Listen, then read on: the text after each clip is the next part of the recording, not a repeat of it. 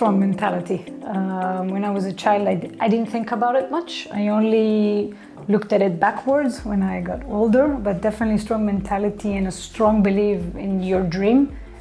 I think this is what helped me keep going with my career, and it was pretty unique. There were ups and downs, but I had to stay strong with the right path and believe in my dream. And I always consider myself as a footballer when I was young, when I was older, so it helped me going through the obstacles back then. It was from when I was 6 when I started until 14, because only when I'm 14 in Israel I was allowed to transfer to a women's team, because back then they were not youth under 19 or under 15 teams. So I would split my answer to the rest of the world. In Israel, what I experience in Israel, we're still behind. I think it involves a lot with the culture. It's not popular that girls would play soccer. It got better from when I was young. Back then, like I said, there were no teams for girls. Today there were, but it's not there. It's not really acceptable in the culture. And in the rest of the world, I think, again, it's different, but I'm talking about maybe Western Europe or the US. It's very common for girls to play, and over the years, I think a lot of clubs discovered that it gives them a lot of opportunities, if it's financially or socially, to open up women's teams. So it got really better. The exposure is really big, but I think we're still missing something. There's still a long way to go. An amazing word. Every time I think about my American experience, I smile, and it was amazing. I loved it. I think it was involved with a lot of the fact that it was okay to be a woman football player. It was very acceptable. I felt the community and the university were supporting me, and there's not even an issue about my gender. And I loved it. I loved America. I loved the opportunities. I loved the facilities in the university. And of course, the combination of education and keep playing was very unique. I think it's a huge step for my life. I think the main reason is because in the US, American football and baseball or basketball are more popular there for men's. And I think it kind of puts a lot of the men choose those sports over soccer. And then what happened is a lot of women played soccer. And I think their achievement as a national team back in the 90s, if I'm not mistaken, on the women football teams made a huge success and gave them a lot of expose. And I think that's the main reason, the fact that there's other sports that are strong in America. So a lot of the men's are not even, I had friends that didn't even play soccer.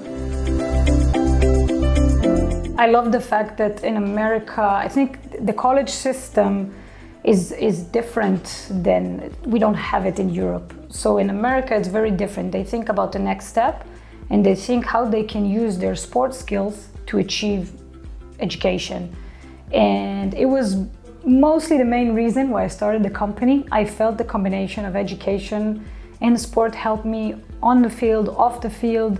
It gave me a lot of tools in my life, and I think the main reason was a lot of my experience, from bad experience unfortunately, but from the good experience as well. I got an opportunity to think about my life in present, playing and getting education, but in the future, what I want to do after I retire. And it gave me a huge step that I think that I got over other players that went to play in Europe or didn't decide to go to America. I read a lot of research that the combination of education and sport helps them on and off the field. I think it's super important. First, like I said before, because you are getting an opportunity for after your career when you retire. And second, just because it helps you with the process of thinking, structure, organization. It gives you tools that you can actually use in team sports, maybe in a locker room with your teammates, and maybe on the field. Maybe I served as a captain, so I had to have several skills of a lot of communication, for example, and this is something that I could take from classes and bring it to the field. For me, it was sport helped me more to study. Like it was very on a health side, I looked at it, like when I exercise or when I had practice in the morning and after that I had classes, I could definitely see the difference between a day like that to a day that I didn't work out, for example. Like my body could function better, my brain could function better in school. So that's in my opinion, but I also think that education can help the sport, can give a lot of tools to people, can give them, I mean, I have friends that use this opportunity in so many aspects. Maybe some people deal with businesses, numbers, or any other majors that they took in university, and they were. I saw their development before they study college and after. It was really huge.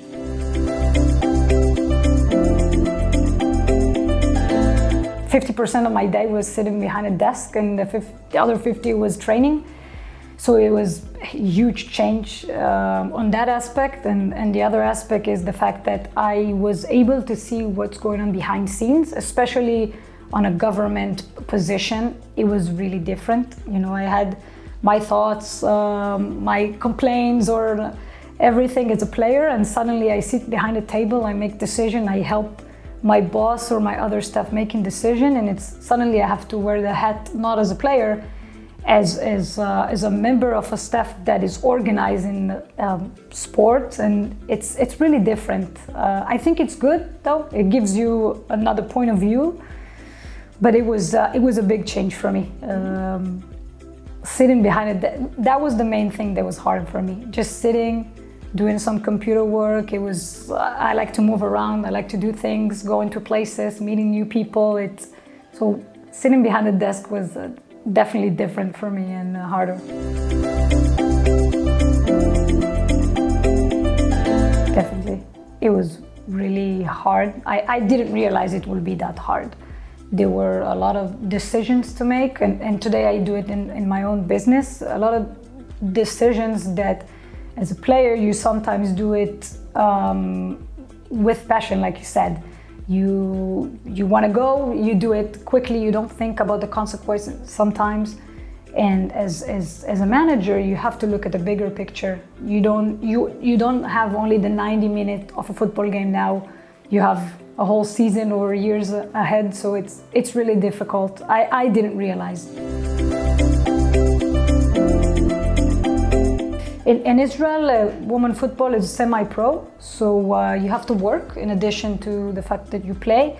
And I was always looking for another job. I started as a personal trainer, and then I decided I want to get more experience in the sport industry. And I communicated with a former Olympic medal, Yael Arad. She's from Israel. And I shared with her my stories and my strength and the fact that I'm looking for a job. And she recommended my boss about me. He was looking for a more former or current athlete-oriented position. And that's how I got the job. It was, I think it helped me to start my career because it helped me. First, I had to combine my playing time and my working time. So that was hard, but it was good that I did it because it gave me a smoother start for now, after my career.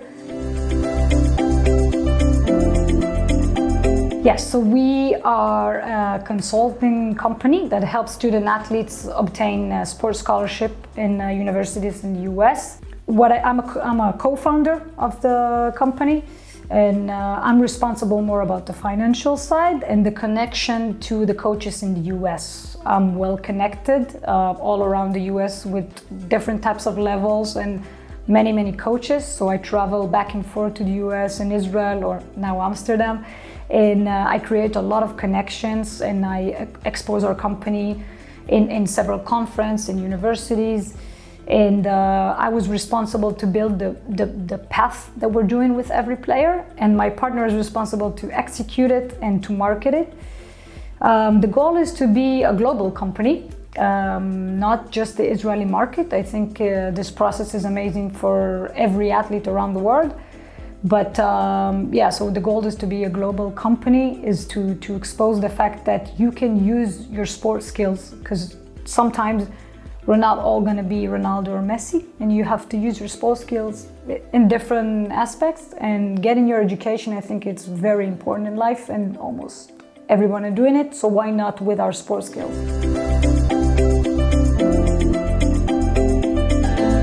I think the fact that the name is combined from sport and management is, for me, it's sport, because my business work in the sport industry, and management because I manage myself, I manage my partner, my players, and the company itself. So I think in the models that we learn, there's a lot of tools that I get. If sometimes it's about marketing, and sometimes it's about leadership and making the right decision, and sometimes it's about the strategic path that we want to take. So as of now, I think there's a lot of stuff that I already applied in my business, actually. Several reasons.